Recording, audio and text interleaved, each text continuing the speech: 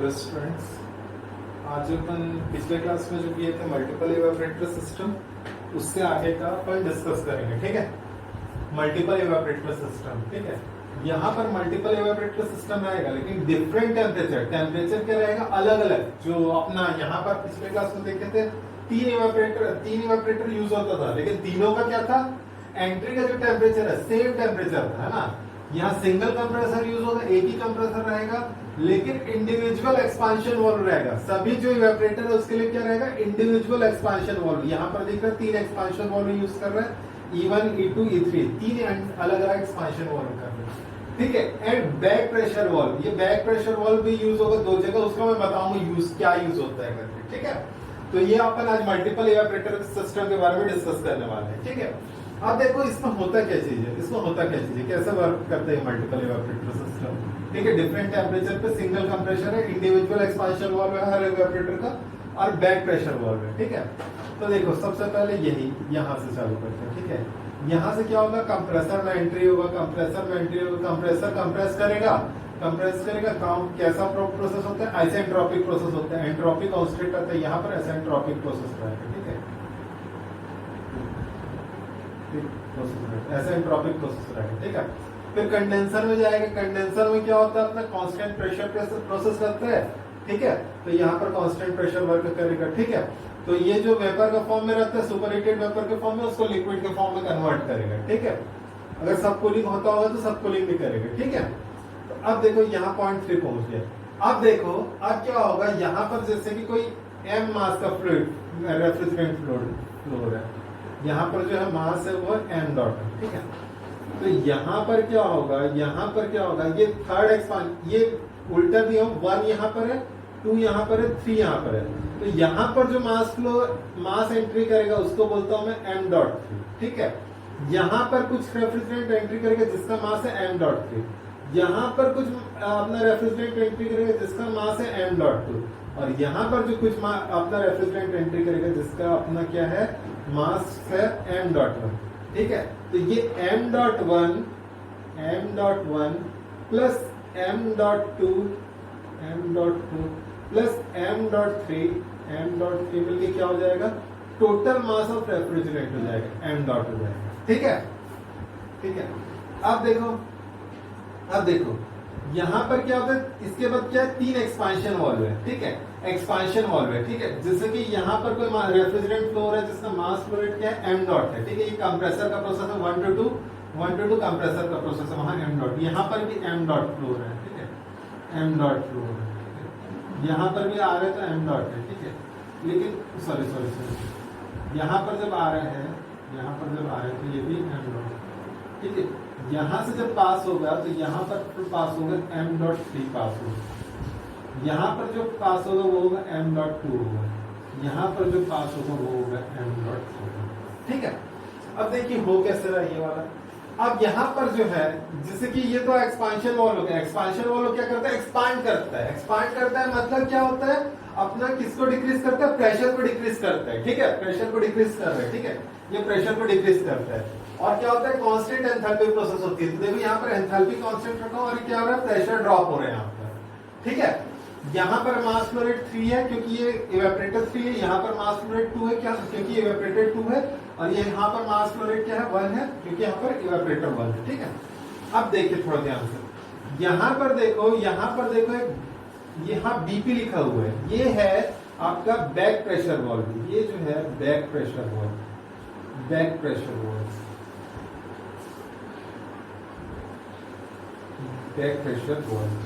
इसका काम क्या है, जैसे कि कहां पर लगा हुआ है, इवेपोरेटर 3 के बाद लगा हुआ है, जहां पर इवेपोरेशन का प्रोसेस कंप्लीट हुआ उसके बाद लगा हुआ है। ठीक है, तो इसका काम क्या है, इसका काम है प्रेशर को रिड्यूस करके, अपना जो प्रेशर को रिड्यूस करके जो कंप्रेसर का एंट्री का प्रेशर है, कंप्रेसर के लिए एंट्री का जो प्रेशर है वहां तक लाना। ठीक है, प्रेशर को रिड्यूस करके कहां तक, ये बैक प्रेशर वाल्व काम करेगा, बैक प्रेशर वाल्व काम कर रहे हैं यहाँ पर।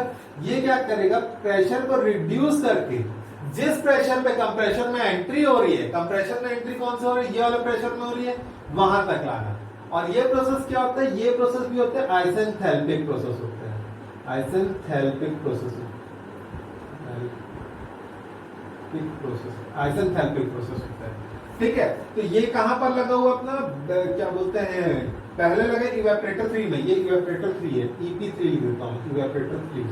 ठीक है, और कहां पर लगा हुआ इवेपोरेटर 2 में, जैसे यहाँ पर कंडेंस अपना इवेपोरेशन का प्रोसेस कंप्लीट हुआ, तो ये बैक प्रेशर वाल्व, यहाँ पर बैक प्रेशर वाल्व लगा, वो क्या करेगा, वो जो अपना प्रेशर, ये जो प्रेशर है इसका इवेपोरेटर का, उसको किस में लाएगा, जहां पर कंप्रेसर अपना कहां कर रहा है, एंट्री कर रहा है, कंप्रेसर में एंट्री हो रहा है, उस प्रेशर तक लाएगा। ठीक है, तो ये भी एक बैक प्रेशर वाल्व काम कर रहा है। ठीक है, इवेपोरेटर 3 है, सॉरी इवेपोरेटर 1 है, वो उसी प्रेशर पे काम कर रहा है जहां पर कंप्रेसर में एंट्री हो रही है, तो इसमें बैक प्रेशर वाल्व लगाने की जरूरत नहीं है। बैक प्रेशर वाल्व की जरूरत कहां पर है अपने को, इवेपोरेटर 2 और इवेपोरेटर 3 में। क्यों जरूरत है, अपने को उस प्रेशर तक लाना है जहां पर कंप्रेसर में क्या हो रहा है, एंट्री हो रहा है। इसी के कारण क्या है, यहाँ पर बैक प्रेशर वाल्व का यूज किया गया। ठीक है, अब देखो इसका मैथमेटिकल कैलकुलेशन पे आते हैं, मैथमेटिकल कैलकुलेशन पे आते हैं। ठीक है, अब ध्यान से देखिए, ये जो है इवेपोरेटर 1 है, यहां से जो एंट्री हो रही है, उसको बोलते हैं अपना Q1 बोलते हैं। ठीक है, तो Q1 इज इक्वल टू यहाँ पर मास फ्लो रेट हो रहा है m.1 है। ठीक है, तो Q1 इज इक्वल टू क्या हो जाएगा, m.1 इंटू क्या हो जाएगा, हाँ ये देखो, हाँ एक चीज थोड़ा ध्यान रखना, यहाँ पर देखो अपना ये जो है 10 से 11 के बीच वर्क कर रहा है, तो ये क्या हो जाएगा, H11 माइनस H10। ठीक है, H11 माइनस H10। Q2 क्या हो जाएगा अपना, m.2 क्या हो जाएगा अपना, H8 माइनस H7। ठीक है, यहाँ पर Q3 इज इक्वल टू क्या हो जाएगा अपना, m.3 क्या हो जाएगा, H5 माइनस H4। ये समझ आ गया। देखो यहाँ पर Q एडिशन हो रहा है, तो दोनों का एंथैल्पी डिफरेंस देखो, मैं 1 नहीं लिया, इसको ध्यान देना है, 1 कंप्रेसर का एंट्री पॉइंट है, और यहाँ पर 11 जो लिखा हूं, ये जो 11 लिखा हुआ है वो क्या है, यहाँ पर ये इवेपोरेटर का एंड पॉइंट है। देखो 11 यहाँ पर है, इवेपोरेटर का एंड पॉइंट जो है, इवेपोरेटर 1 का एंड पॉइंट यहाँ पर है, और 1 यहाँ पर है, दोनों अलग अलग बिंदु है ना।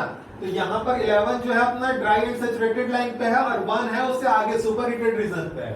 ठीक है, वो मैं बताऊंगा कि ऐसा क्यों हो रहा है। ठीक है, तो यहां से देखो आप लोग इस तरीके से लिख सकते हो, m.1 इज इक्वल टू क्या हो जाएगा, Q1 divide by H11 by H10। Similarly m.2 is equal to क्या हो जाएगा अपना, Q2 divide by H8 minus H7। ठीक है, और ये m.3 इज इक्वल टू हो जाएगा, जो मास फ्लो रेट है थर्ड इवेपोरेटर का, वो हो जाएगा Q3 divide by H5 minus H4 हो जाएगा। ठीक है, ये अपना मास फ्लो रेट निकल गया तीनों पॉइंट का, यहाँ पर कितना मास फ्लो रेट हो रहा है। ठीक है, अब ध्यान से देखिएगा, थोड़ा सा ध्यान से देखिएगा, जैसे कि आप लोगों को जैसे निकालने बोलेगा, मैं क्या बोल रहा हूँ, कभी भी आप लोग कुछ भी होता है तो सबसे पहले सभी पॉइंट की एंथैल्पी निकाल लो। ठीक है, तो जैसे कि आप लोगों को यहाँ पर ये तीनों टेम्परेचर दे दिया रहेगा, तीनों का टेम्परेचर दे दिया रहेगा कि यहाँ पर अपना हीट एडिशन हो रहा है इवेपोरेटर का। ठीक है, और यहाँ पर दे देगा कि कंडेंसर हमारे इस टेम्परेचर पे वर्क कर रहा है।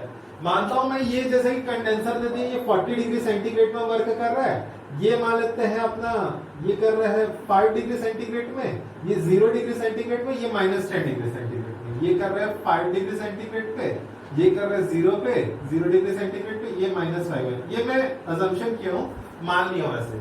ठीक है, तो आप लोग प्रॉपर्टी कैसे निकालोगे, मैं बोल रहा हूँ जैसे आप लोगों को कुछ भी बोलता है तो सभी पॉइंट की एंथैल्पी निकाल लो। अपने को यहाँ पर टोटल कितना 11 पॉइंट है, तो 11 पॉइंट की एंथैल्पी कैसे निकालेंगे देखते हैं। सबसे पहले आते हैं अपना जो है, ये 1 को अभी रहने दो, 1 और 2 को अभी रहने दो। ठीक है, 1 और 2 को अभी रहने दो। ठीक है, सबसे पहले आते हैं पॉइंट 3 पे। तो पॉइंट 3 क्या होगा, 40 डिग्री सेंटीग्रेड में, मतलब जो कंडेंसर का जो टेम्परेचर है वहां पर क्या होगा अपना लिक्विड लाइन पे, सैचुरेटेड लिक्विड लाइन पे जो प्रॉपर्टी है, जो HF बोलते हैं, HF होगा जो 40 डिग्री सेंटीग्रेड पे वो क्या हो जाएगा, H3 हो जाएगा। ठीक है, अब देखो यहाँ पर H4 क्या होगा, देखो ये क्या आइसेंथैल्पिक लाइन है, एंथैल्पी कांस्टेंट है। यहाँ पर देखो ये एक्सेस क्या किसको रिप्रेजेंट कर रहा है, तो ये किसके बराबर हो जाएगा, ये किसके बराबर हो जाएगा, H3 के बराबर हो जाएगा, और ये H4 के बराबर हो जाएगा, और H7 के बराबर हो जाएगा, और किसके बराबर हो जाएगा आप लोगों का, H10 के बराबर। मतलब H5 HF, मतलब HF जो प्रॉपर्टी रहती है dry and saturated liquid line पे 40 डिग्री सेंटीग्रेड पे, वो किस क्या क्या निकाल के दे देगा आपको, H3 H4 H7 और H10 निकाल के दे देगा। ठीक है, अब देखो यहाँ पर देखो H11 क्या, यहाँ पर ये ड्राई एंड सैचुरेटेड लाइन पे चलता है, तो H5 क्या होगा, H5 क्या होगा, जैसे कि मैंने उसका टेम्परेचर बताया 5 डिग्री सेंटीग्रेड में, 5 डिग्री सेंटीग्रेड में, 5 डिग्री सेंटीग्रेड में जो Hg की वैल्यू हो जाएगी, रेफ्रिजरेंट जो भी दिया होगा आप लोगों के, Hg की वैल्यू हो जाएगी, वो क्या होगा अपना H5 होगा। ठीक है, सिमिलरली आप लोगों का अपना H8 क्या हो जाएगा, H8 क्या हो जाएगा अपना 0 डिग्री सेंटीग्रेड में जो Hg की वैल्यू देगी वो क्या हो जाएगा अपना, क्या हो जाएगा अपना H8 की वैल्यू हो जाएगी। सिमिलरली अपना H11 क्या हो जाएगा, ये होगा -5 डिग्री सेंटीग्रेड में जो Hg की वैल्यू होगी, जो आप लोगों को प्रॉपर्टी टेबल में गिवन रहेगा, वो क्या हो जाएगा अपना H11 की वैल्यू। ठीक है, तो देखो यहां पर देखो जो प्रेशर ड्रॉप है, मैं बताया था जो अपना ये जो काम करता है बैक प्रेशर वाल्व काम करता है, वो भी किस प्रकार से काम करता है, वो भी आइसेंथैल्पिक प्रोसेस रखता है। तो जो H5 है वो किसके बराबर हो जाएगा, H6 के बराबर हो जाएगा, और जो H8 है वो किसके बराबर हो जाएगा, H9 के बराबर आ जाएगा। ठीक है, तो यहाँ पर देखो अपना 3 4 7 10 और 5 8 11 6 7, मतलब अपने को कितने पॉइंट की एंथैल्पी पता चल गई, 4 यहाँ पर और 5 यहाँ पर, 11 में से 9 पॉइंट की एंथैल्पी पता चल गई। ठीक है, 11 में से 9 पॉइंट की एंथैल्पी पता चल गई। ठीक है, मैं फिर से बोल देता हूँ, आप लोग कंडेंसर का जो प्रेशर रहेगा, वहां पर सैचुरेटेड लिक्विड लाइन में जो प्रॉपर्टी आएगी, जैसे कि यहाँ पर, हाँ एक चीज और पॉसिबल है कि यहाँ पर आपको कंडीशन दे दे कि सबकूल्ड भी हो रहा है, तो सबकूल्ड करके जो प्रॉपर्टी आएगी, जो यहाँ पर जैसे कि यहाँ पर बाय द वे यहाँ पर सबकूल्ड हो रहा है बोल देते हैं इस तरीके, तो यहाँ पर जो प्रॉपर्टी आएगी जो कैलकुलेट करके आप निकालोगे, जैसे मैं बताया था लिक्विड रिजर्व में कैसे कैलकुलेशन करना है, तो यहाँ पर जो प्रॉपर्टी निकालोगे वो प्रॉपर्टी हो जाएगी अपने, ये थर्ड पॉइंट आएगा, 4th 7th और 10th की प्रॉपर्टी आ जाएगी। तो मतलब जो एंड होता है कंडेंसर का, जो एंड पे जो प्रॉपर्टी रहती है वही क्या रहती है अपने H3 H4 H7 और H10 होती है। ठीक है, अब देखो यहाँ पर देखे थे अपन, ये जो है अपना जैसे कि 0.5 इवेपोरेटर का जो एंड है 0.5 0.8 और 0.11, ये कहां पर है, ड्राई एंड सैचुरेटेड लाइन पे, तो यहाँ पर की जो प्रॉपर्टी होगी क्या होगी, उस टेम्परेचर में जो उसका Hg दिया रहता है वो हो जाएगा। ठीक है, अब देखो जो बैक प्रेशर काम करता है, बैक प्रेशर वाल्व जो काम करता है वो भी क्या रहता है, आइसेंथैल्पिक रहता है। तो जो आइसेंथैल्पिक उसका एंड होगा, जो बैक प्रेशर वाल्व का एंड होगा वो भी क्या रहेगा, जो जहां से शुरू हुआ उसका प्रेशर मतलब एंथैल्पी के बराबर होगा। ठीक है, तो अपन कितने पॉइंट पे अपन कैलकुलेट कर लिए, अपन टोटल अपन 9 पॉइंट पे कैलकुलेट कर लिए। ठीक है, 9 पॉइंट पे एंथैल्पी कैलकुलेट कर लिए। ठीक है, अब थोड़ा सा ध्यान दीजिए, H1 कैसे निकालेंगे, वही थोड़ा सा कॉन्सेप्चुअल है, बाकी तो कोई इतना टफ नहीं है। ठीक है,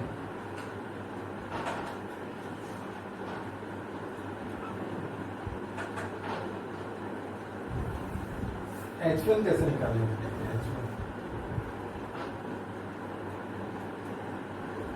देखिए यहाँ पर देखिए, यहाँ पर मास फ्लो रेट क्या है, यहाँ पर क्या है, यहाँ पर मैं बता रहा हूँ। ठीक है, यहाँ थोड़ा सा कॉन्सेप्चुअल है। यहाँ पर जो इवेपोरेटर 1 है, इवेपोरेटर 1 काम कर रहा है, तो यहाँ पर मास फ्लो रेट क्या है, m.1 है। यहाँ पर जो मास फ्लो रेट है, यहाँ पर जो मास फ्लो रेट है ये क्या है, m.2 है। और यहाँ पर जो है, यहाँ पर 0.6 में आ रहा है, 0.6 में यहाँ पर मास फ्लो रेट क्या है, m.3। ठीक है, तो देखो यहाँ से मास फ्लो रेट है ना, यहाँ पर लिख रहा हूं मैं, यहाँ पर जो मास फ्लो रेट है m1 इंटू यहाँ पर जो पॉइंट की एंथैल्पी है वो क्या है, H11। ठीक है, प्लस m.2। ठीक है, यहाँ पर जो प्रॉपर्टी है वो क्या है अपना H9। ठीक है, प्लस m.3। यहाँ पर प्रॉपर्टी क्या है अपना H6। ठीक है, पॉइंट क्या है अपना H6। तो ये देखो ये तीनों की एंथैल्पी अपन निकाल चुके थे क्या? ये है 11 की एंथैल्पी ये निकाल चुके हैं, 9 की एंथैल्पी ये निकाल चुके हैं, ये 8 के बराबर होगा, और ये जो 6 की एंथैल्पी निकाल चुके हैं ये किसके बराबर होगा? H5 के बराबर होगा। इज इक्वल टू देखो यहां से मास आएगा, यहां से तीनों मास आगे बढ़ेंगे, तीनों मास जब आगे बढ़ेंगे कहां पर मिलेगा? यहां पर मिलेगा, ठीक है। तो यहां पर अगर एनर्जी बैलेंस इक्वेशन लगाए, थोड़ा सा यहां पर वो हो गया है, कचरा हो गया, मैं थोड़ा सा उसको मिटा के कर रहा हूं।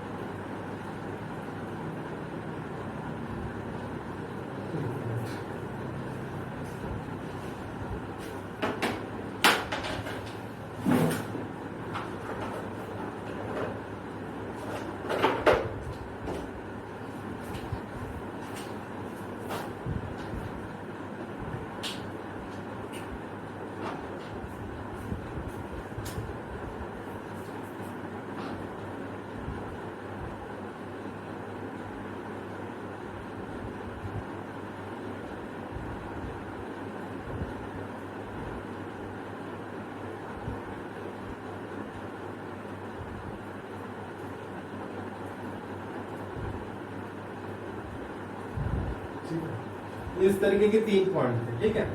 यहाँ पर था मास फ्लो रेट ऑफ 1 था, यहाँ पर मास फ्लो रेट ऑफ 2 था, यहाँ पर ये मास फ्लो रेट ऑफ 3 था, ये मास फ्लो रेट ऑफ 3 था, ठीक है। देखो ये तीनों कहाँ पर बढ़ रहे हैं? आगे बढ़ के इस पॉइंट पे मिलेंगे, इस पॉइंट पे मिलेंगे, और किस पे जाएंगे? 1 पे जाएंगे, ठीक है। यहाँ पर क्या होगा? कंप्लीट मास होगा, यहाँ पर क्या होगा? m.1 plus m.2 plus m.3 होगा, ठीक है, m.3। तो इसका एनर्जी बैलेंस के इक्वेशन के टर्म में इस तरीके से लिख सकता हूं मैं, m.1 plus m.2 plus m.3 into किसकी एंथैल्पी है? H1 पॉइंट की एंथैल्पी है, H1 पॉइंट की एंथैल्पी है। तो यहाँ पर देखो H1 इज इक्वल टू क्या आ जाएगा? H1 इज इक्वल टू आ जाएगा m.1 H11 plus m.2 H9 plus m.3 H6 divide by क्या हो जाएगा? मास flow rate of 0.1 plus mass flow rate of 0.2 plus mass flow rate of 0.3, ठीक है। तीनों point पे क्या हो जाएगा? मास फ्लो रेट का डिवाइड हो जाएगा, ठीक है। तो यहाँ से देखो आप लोग यहाँ पर मास फ्लो रेट निकाल चुके हो, तीनों पॉइंट का ये हो गया, ये मास फ्लो रेट सभी के पता है, और यहाँ पर एंथैल्पी कैलकुलेट कर चुके हो। यहाँ से क्या आएगा? H1 की एंथैल्पी। अब H1 की जो एंथैल्पी निकलेगी, ठीक है। तो ये जो लाइन होता है H1 से 2 वो आइसेंट्रोपिक होता है, तो S1 इज इक्वल टू क्या हो जाएगा? S2 के बराबर हो जाएगा, ठीक है। S1 बराबर S2 के बराबर हो जाएगा, ठीक है। तो एंट्रोपी निकाल के क्या निकालोगे? यहाँ पर जिसकी एंट्रोपी बैलेंस प्रीवियस क्वेश्चन में बताया था, एंट्रोपी बैलेंस करके क्या निकालोगे आप लोग? H2 की प्रॉपर्टी निकालोगे। इस तरीके से पूरी एंथैल्पी कैलकुलेट होगी, ठीक है। मैं फिर से बोल देता हूँ, इसको थोड़ा सा समझ लो, जिससे कि यहाँ पर क्या है? मास फ्लो रेट ऑफ पॉइंट, मतलब जो रेफ्रिजरेंट फ्लो हो रहा है उसका क्या बोलते हैं? मास फ्लो रेट है m.1 है। यहाँ पर जो रेफ्रिजरेंट फ्लो हो रहा है उसका मास कितना है? m.2 है। यहाँ पर जो रेफ्रिजरेंट फ्लो हो रहा है उसका मास क्या है? m.3 है, ठीक है। यहाँ पर की एंथैल्पी कितनी है? 11 है, H11 है। यहाँ पर की एंथैल्पी कितनी है? H9 है, और यहाँ पर की एंथैल्पी कितनी? H6 है, ठीक है। मैं कुछ नहीं कर रहा हूँ, जैसे कि एनर्जी बैलेंस करते हैं वैसे ही कर रहा हूँ। यहाँ पर m.H11 m.2 H9 m.3 H6, ये क्या हो गया? ये तीनों जो जैसे कि ये पॉइंट को देखो, ये वाले पॉइंट को देखो, ये वाले पॉइंट को यहाँ पर बनाऊंगा तो यहाँ पर देखो 3 पॉइंट से एंट्री हो रही है, 3 पॉइंट से एंट्री हो रही है, ठीक है। एक है अपना 6 वाला पॉइंट है, 6 पॉइंट है, एक 9 पॉइंट है, और क्या बोलते हैं, एक है अपना 11 पॉइंट है, ठीक है। और एग्जिट कहाँ से हो रहा है? अपना पॉइंट नंबर 1 से हो रहा है, ठीक है। तो mass flow rate into H6, mass flow rate of into H9 into mass flow rate into H11 is equal to mass flow rate, total mass flow rate, यहाँ पर टोटल जो मास फ्लो रेट हो रहा है इंटू H1। वही क्या होगा? Energy balance equation, वहां से क्या आ गया? H1 आ गया, ठीक है। H1 आ गया तो यहाँ से एंट्रोपी निकालोगे 0.1 की, है ना। एंट्रोपी निकालोगे, यहाँ से एंट्रोपी 2 करके S1 is equal to S2 करके क्या कर लोगे? यहाँ का टेम्परेचर निकालोगे, और यहाँ पर क्या करोगे? आप लोग एंथैल्पी कैलकुलेट कर लोगे, ठीक है। इस तरीके से S2 की एंथैल्पी आएगी, ठीक है, सभी पॉइंट पे अपने को एंथैल्पी पता चल गई है, अपने को सभी पॉइंट पे अपने को मास flow rate, total mass flow rate कितना है पता चल गया। ठीक है, अब देखो यहाँ पर सीओपी कैलकुलेट करते हैं, सीओपी कैलकुलेट करते हैं और क्या कैलकुलेट करते हैं अपन, total work done by compressor, work done by compressor calculate करते हैं। ठीक है, क्वेश्चन मैं बताऊंगा ना, जब इसके बाद जब क्वेश्चन कराऊंगा तो ज्यादा क्लियर होगा आप लोगों को। ठीक है, सीओपी देखते हैं, सीओपी इज इक्वल टू क्या होगा अपना, सीओ सबसे पहले अपना वर्क डन बाय कंप्रेसर देखते हैं, वर्क डन बाय कंप्रेसर क्या होगा, वर्क डन बाय कंप्रेसर क्या होगा, ये हो जाएगा m डॉट टोटल मार्क या m.1 plus m.2 plus m.3 तीनों का मास फ्लो रेट इनटू क्या हो जाएगा H2 माइनस H1 होगा। ठीक है, H2 माइनस H1, कंप्रेसर किसके बीच काम कर रहा है, H2 और H1 के बीच, और यहाँ पर मास फ्लो रेट कितना है, टोटल मास है m.1 plus m.2 plus m.3। ठीक है, अब देखो ये कंप्रेसर हो गया, सीओपी निकालना है, सीओपी निकालना है, कोएफिशिएंट ऑफ परफॉर्मेंस निकालना है। ठीक है, तो ये क्या होता है, Q addition upon work done by compressor होता है। ठीक है, वर्क डन बाय कंप्रेसर, ठीक है, वर्क डन बाय कंप्रेसर निकालिए, is equal to Q1 plus Q2 plus Q3 लिखूंगा, तो Q1 इज इक्वल टू कितना था, m.1 इनटू कितना था, H11 माइनस H10। ठीक है, प्लस कितना था m.2 कितना था, इसके बीच कितना था 9 और 8 के बीच था क्या, हाँ 8 और 7 के बीच था, H8 माइनस H7। ठीक है, यहाँ पर किसके बीच था, ये था अपना m.3 H5 माइनस H4। ये इवेपोरेटर में कितना क्यू एडिशन हो रहा है उसका सभी का समेशन कर लिया, डिवाइड बाय क्या हो जाएगा, वर्क डन बाय कंप्रेसर अभी निकाले हैं m.1 plus m.2 plus m.3 into H2 minus H1। ठीक है, H1 हो जाएगा। ठीक है, तो ये क्या हो जाएगा, इस तरीके से क्या निकाल लोगे आप लोग, सीओपी निकाल लोगे। ठीक है, तीनों मास पता है अपने को, मास फ्लो रेट पता है, सभी पॉइंट की एंथैल्पी पता है, तो वर्क डन बाय कंप्रेसर निकल जाएगा और सीओपी आप लोगों का निकल जाएगा। ठीक है, एक प्रॉब्लम करते हैं,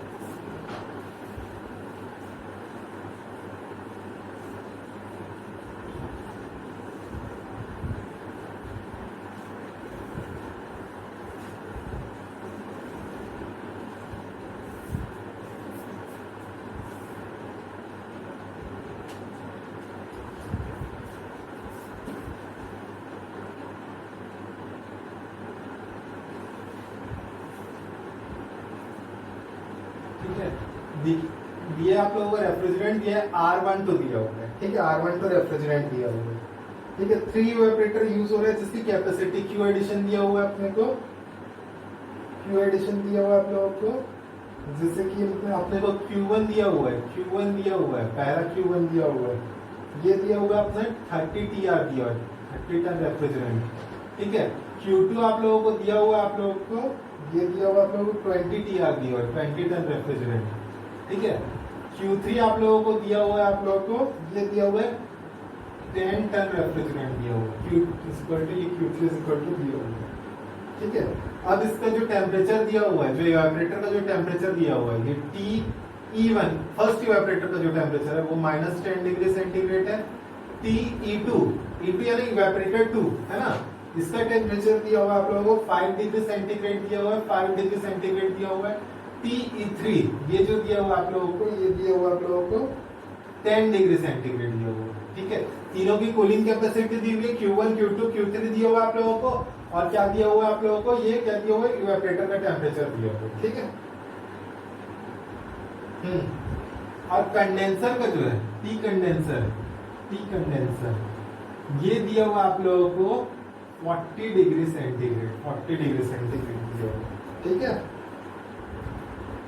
हाँ, अब सब कूलिंग हो रहा है, सब कूलिंग होके ये सब कूलिंग होके सब कूल हो रहा है, ठीक है, सब कूल हो रहा है और कितने डिग्री सेंटीग्रेड तक जा रहा है, 30 डिग्री सेंटीग्रेड तक जा रहा है, ठीक है, सब कूल होके 30 डिग्री सेंटीग्रेड तक जा रहा है, ठीक है। हाँ, और बोला हुआ है जो इवेपोरेटर का जो एंड होता है, इसका जो एंड होगा, सभी जो पॉइंट का एंड होगा इवेपोरेटर से एंड होगा, ये कहां पर होगा, ड्राई एंड सैचुरेटेड स्टेट पे होगा, ड्राई एंड सैचुरेटेड स्टेट पे होगा, ठीक है, ड्राई एंड सैचुरेटेड स्टेट पे होगा, ठीक है। अब थोड़ा सा ध्यान में दो, यहाँ पर आप लोगों को क्या क्या निकालने बोले, सबसे पहले क्या बोले, मास flow rate of 0.1 into mass flow rate of 0.2 और तीसरा बोले मास फ्लो रेट ऑफ 0.3 बोले है, ठीक है। वर्क डन बाय कंप्रेसर निकालना है, चौथा क्या निकालना है आप लोगों को, सीओपी निकालना है, ठीक है, इतना ही निकालना है आप लोगों को, ठीक है। अच्छा, आप लोगों को यहाँ पर टेबल नहीं दिया हुआ है, टेबल नहीं दिया हुआ है तो अभी जैसे कि कई लोगों को स्टूडेंट का क्वेश्चन आता है, सर हम लोगों के पास वो नहीं है, अभी तो लॉकडाउन भी चल रहा है, तो प्रॉपर्टी टेबल देखने के लिए अपने पास जो अपना टेबल आता है, रेफ्रिजरेंट का टेबल आता है, वो अवेलेबल नहीं है करके, तो पैनिक होने की उतनी जरूरत नहीं है। जैसे कि आप लोग यहाँ पर क्या रेफ्रिजरेंट दिया, R12 दिया हुआ है, ठीक है, तो गूगल में सर्च कर लो प्रॉपर्टी टेबल फॉर R12, है ना, जो ये रेफ्रिजरेंट के प्रॉपर्टी टेबल चाहिए करके, तो गूगल में आप लोगों को जैसे कोई भी लिंक देगा उसमें इसकी पूरी प्रॉपर्टी क्लियर पता चल जाएगी, कितने, जैसे कि -60 डिग्री में कितना है, -50 में कितना है, और -40 में कितना है, -30 में कितना है। यहाँ पर रहेगा आपका HF रहेगा, यहाँ पर HG रहेगा, यहाँ पर SF रहेगा, यहाँ पर SG रहेगा, यहाँ पर VF रहेगा और यहाँ पर VG रहेगा, ठीक है। और उसके नीचे में जब जाओगे तो CP दिए रहेगा, CV दिए रहेगा, ठीक है। CP और CV किसके लिए रहता है आप लोगों का, ये गैसेस स्टेट में रहता है, गैस के लिए या वेपर के लिए रहेगा, वेपर के लिए रहेगा, ठीक है, वेपर के लिए रहेगा। और C दिया रहेगा आप लोगों को लिक्विड के लिए दे रहेगा, ये सभी प्रॉपर्टी दी जाएगी, जो यहाँ पर कैलकुलेट करते हैं ना, वो वाला प्रॉपर्टी आप लोगों को सभी दिया रहेगा, ठीक है। तो जैसे कि आप लोगों को क्वेश्चन सॉल्व करना है, इतना दिया हुआ है आप लोगों को, ठीक है। प्रॉपर्टी टेबल अभी नहीं है, मैं मानता हूँ आप लोगों के पास, तो क्या करना, गूगल में सर्च करना प्रॉपर्टीज ऑफ रेफ्रिजरेंट R12, है ना, property table for refrigerant R12, तो वहां पर ये सभी प्रॉपर्टी आप लोगों को मिल जाएगी, ठीक है। मैं जैसे कि आज R12 का प्रॉपर्टी आप लोगों को व्हाट्सएप ग्रुप में आप लोगों को सेंड कर दूंगा, और जो ये यूट्यूब चैनल है उसका डिस्क्रिप्शन बॉक्स में भी इसका लिंक दे दूंगा, ठीक है। ठीक है, चलो क्वेश्चन सॉल्व करते हैं, ठीक है, क्वेश्चन सॉल्व करते हैं सबसे पहले।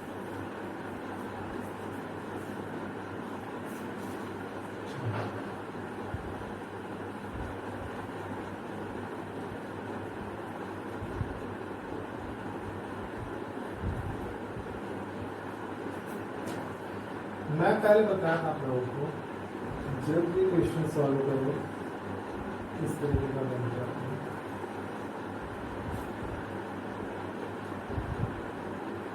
अब देखो यहाँ पर जो प्रॉपर्टी है, जैसे कि ये अपना क्या है, ये अपना कंप्रेसर का स्टार्टिंग है, ये कंप्रेसर का स्टार्टिंग है, ये एंड है, ठीक है।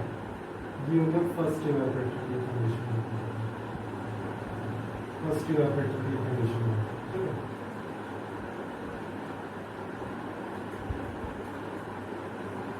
ये क्या हो गया, कंडेंसर का प्रोसेस हो गया, कंडेंसर का प्रोसेस हो गया,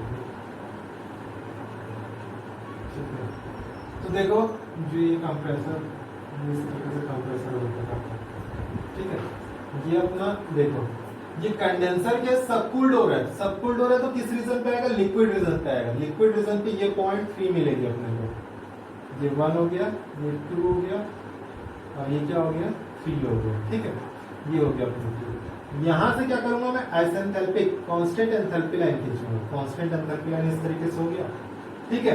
अब देखो ये जो था अपना 40 डिग्री सेंटीग्रेड है, 40 डिग्री सेंटीग्रेड है, और फर्स्ट जो इवेपोरेटर है वो किसमें काम कर रहा है, -10 डिग्री सेंटीग्रेड में काम कर रहा है। ये -10 हो गया, ये हो गया अपना P हो गया, ये एक्सिस, ये H हो गया अपना एक्सिस, ठीक है, ये PS डायग्राम है, ठीक है।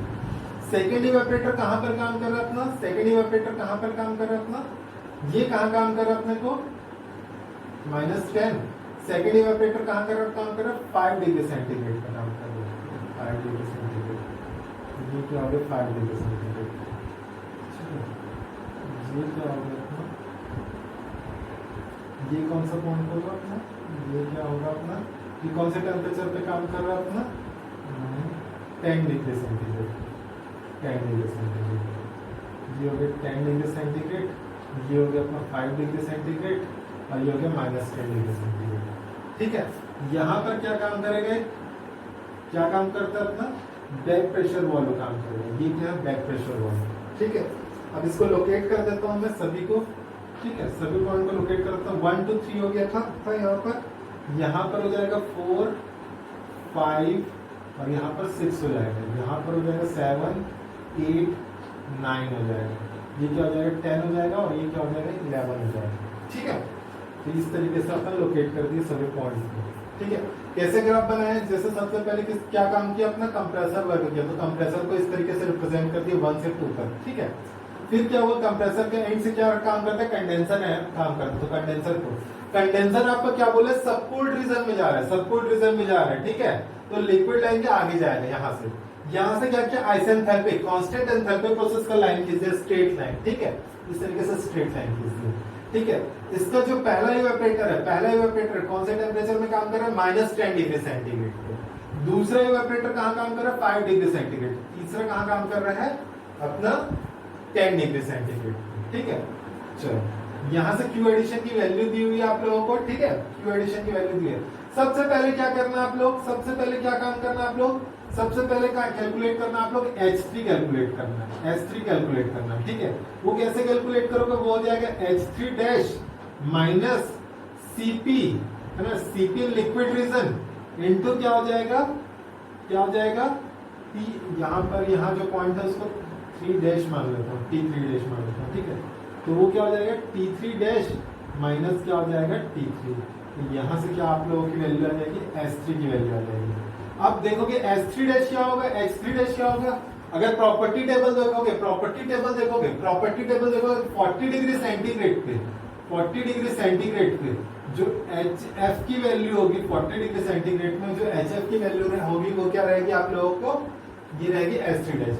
CPL जब पूरी प्रॉपर्टी दे देगा तो नीचे में आप लोगों को दिया रहेगा specific heat at constant pressure in liquid region, तो वो Cp रहेगा आप लोगों का इन लिक्विड रीजन पे, ये दिया रहेगा प्रॉपर्टी टेबल के नीचे में। ठीक है, ये T3 डैश क्या होगा, ये क्या हो जाएगा अपना, ये T3 डैश क्या हो जाएगा 40 डिग्री सेंटीग्रेड, और यहाँ पर देखो सबकूल्ड होके कितने डिग्री सेंटीग्रेड तक आ रहा है, 30 डिग्री सेंटीग्रेड तक आ रहा है। तो यहाँ पर सभी प्रॉपर्टी अपने को पता चल रहा है, यहाँ से क्या आ जाएगा आप लोगों का H3 आ जाएगा। ठीक है, S3 आ जाएगा। S3 कितना आ रहा है मैं बता देता हूँ आप लोगों को।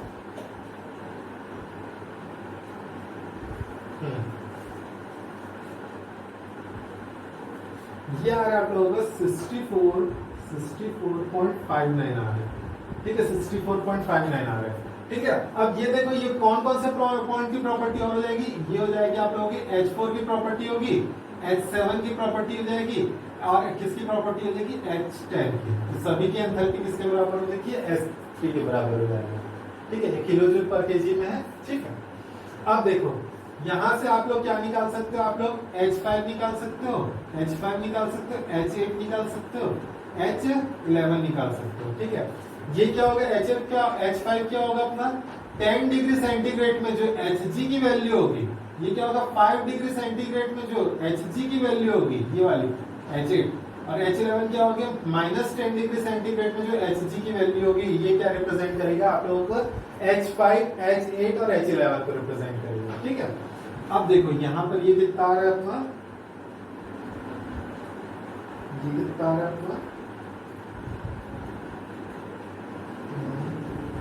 H5 आ रहा है आप लोगों का, ये आ रहा है आप लोगों का 191.74 आ रहा है। ठीक है, ये आ रहा है आप लोगों का H8 आ रहा है 189.65 आ रहा है। ठीक है, और ये आ रहा है आप लोगों का 183.19 आ रहा है। ठीक है, ये किसमें रहेगी आप लोगों की वैल्यू, किलोजूल पर केजी में होगा। अब देखो H5 से H6 जो आ रहा है, ये 6 पॉइंट की प्रॉपर्टी है, S6 जो रहेगा वो किसके बराबर रहेगा, H5 के बराबर रहेगा। सेम ये किसके बराबर रहेगा आप लोगों को, ये जो रहेगा आप लोगों का ये जो 8, और ये किसके बराबर रहेगा, H9 के बराबर रहेगा। ठीक है, क्योंकि ये प्रेशर क्या बोलते हैं अपना, यहाँ पर प्रेशर ड्रॉप हो रहा है ना, प्रेशर ड्रॉप हो रहा है, और यहाँ पर एक्सपांशन मतलब क्या बोलते हैं उसको,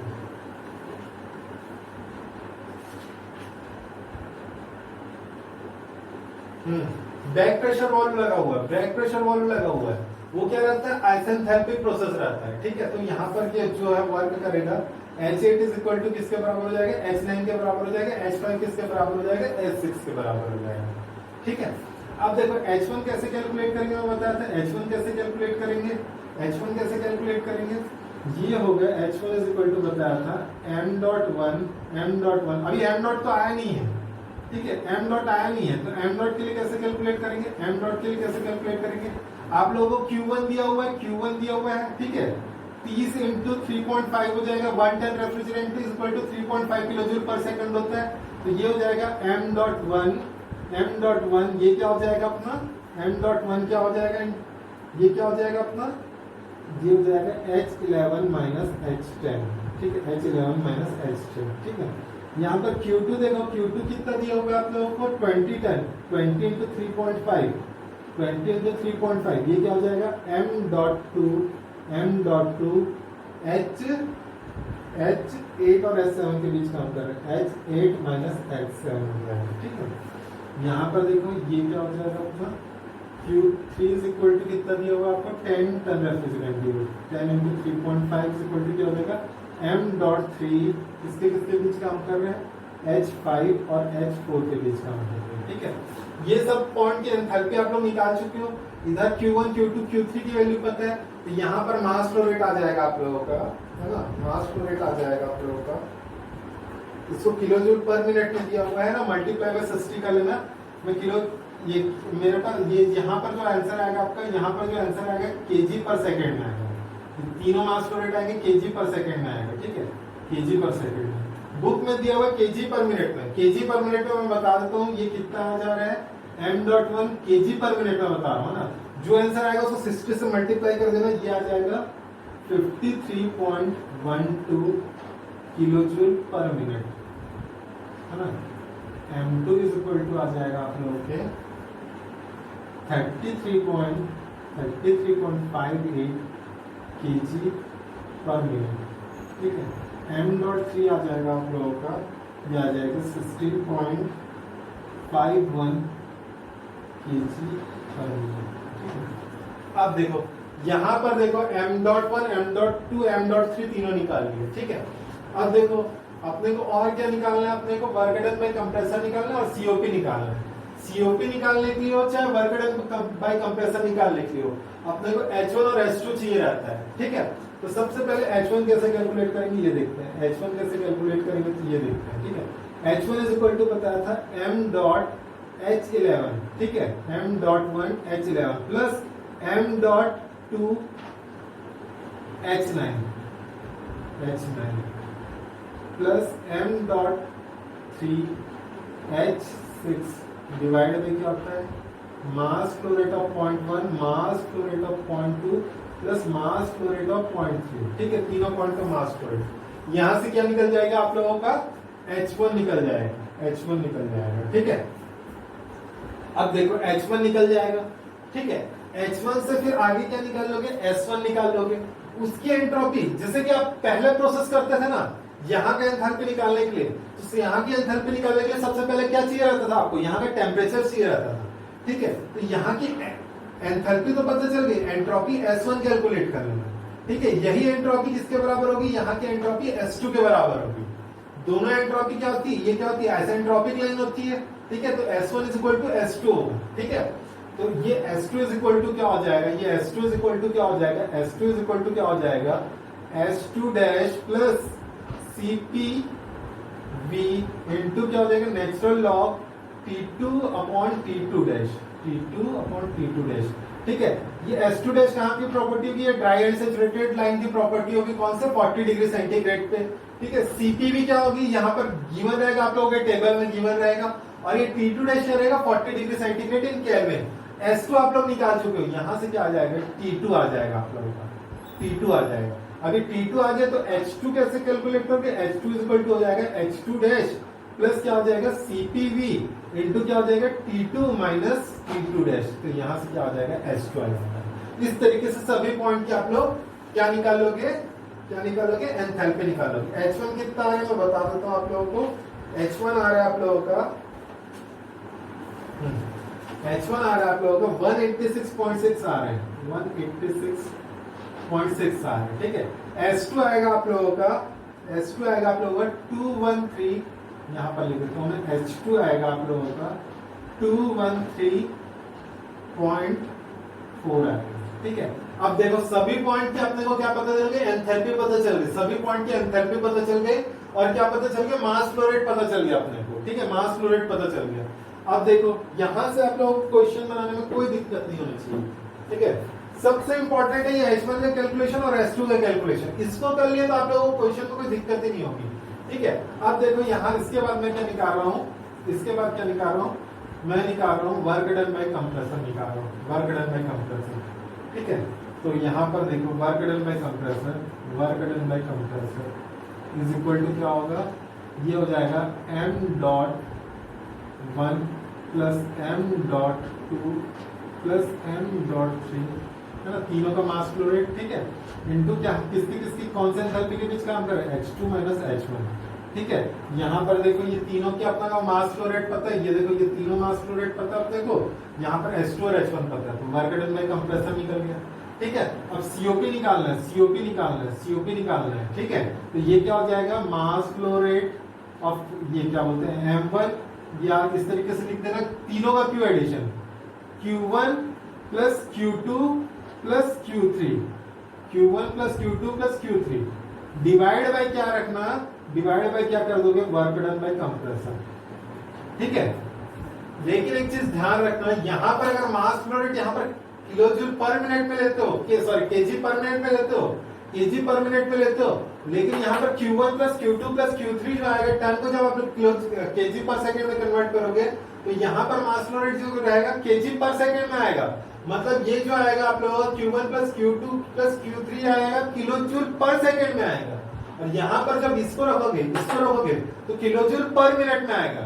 तो इसको क्या करना, जो वर्क डन बाय कंप्रेसर है उसको 60 से डिवाइड कर लेना, उसको किलोजूल पर सेकंड में कन्वर्ट कर लेना, ठीक है। तो क्या हो जाएगा, दोनों यूनिट सेम हो जाएगा, तो सीओपी निकाल दो, ठीक है।